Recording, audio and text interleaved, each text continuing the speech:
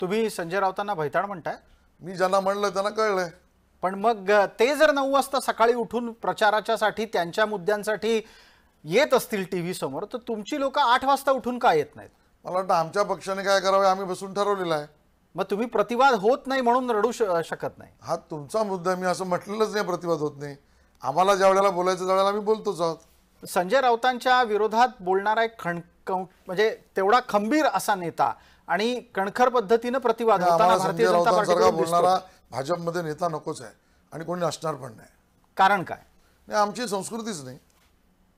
पण मग त्यांच्या प्रचाराला तुम्हाला हाणून पाडता येत नाही असं दिसतं, कारण तो प्रचार जास्त चर्चेत राहतो. हा कातेंचं मत आहे. आमच्या दृष्टीने लिखित असं काही मत नाही.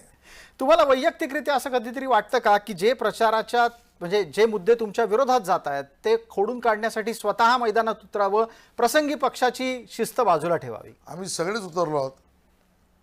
सुधीर भाऊ असो, मी असो, पंकजाताई असो, देवेंद्रजी असो, बावनकुळे असो आणि आमचे प्रवक्ते असो, आम्ही सगळेच उतरलो आहोत. समन्वय आहे का त्याच्यात? 100%. कोणत्या लेखी? कारण तसं दिसत नाही.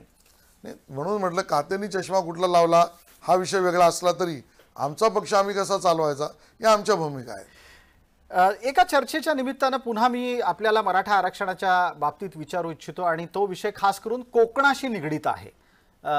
कोकणात कुणबी मराठे स्वतंत्र आहेत.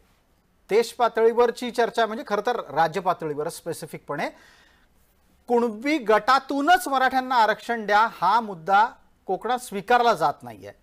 मनोज जरांगेंना मिळणारा पाठिंबा हा क्षेत्रापुरता मर्यादित आहे का संपूर्ण राज्यात आहे?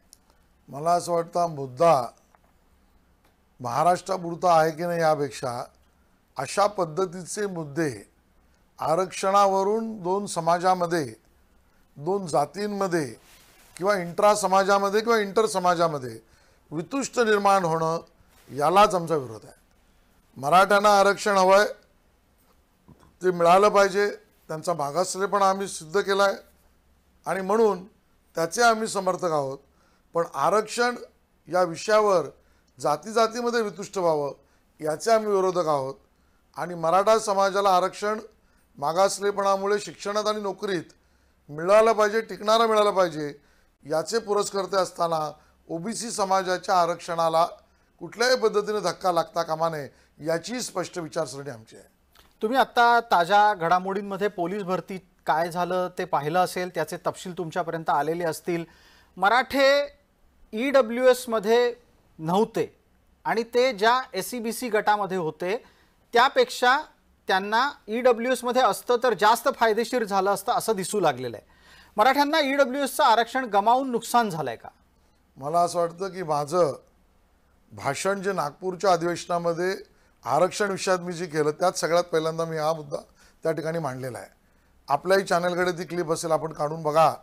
या गोष्टीचा उल्लेख चर्चा म्हणून विचार करताना आपण सगळ्यांनी केला पाहिजे की EWSचा फायदा आपल्या समाजाला किती मिळतोय त्याची आकडेवारीसुद्धा मी मांडली होती आणि आज ते चित्र त्या ठिकाणी समोर दिसतंय. आंदोलनकर्त्यांनी आपण काय गमावलं हे पण आता समाजाला सांगितलं पाहिजे.